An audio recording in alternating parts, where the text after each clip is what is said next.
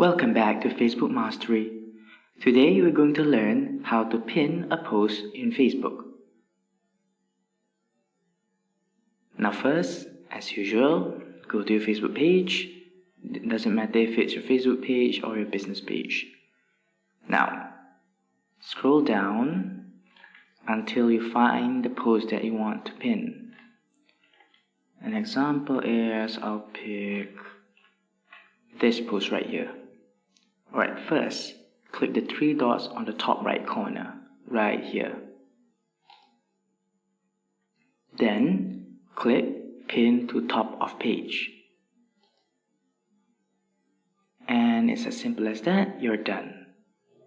Now wait for it to reset. And if you scroll down, voila, as you can see, the post that you want to pin is right on top of your page. Now, if you find this video very useful, please give it a thumbs up and subscribe. Thank you for watching.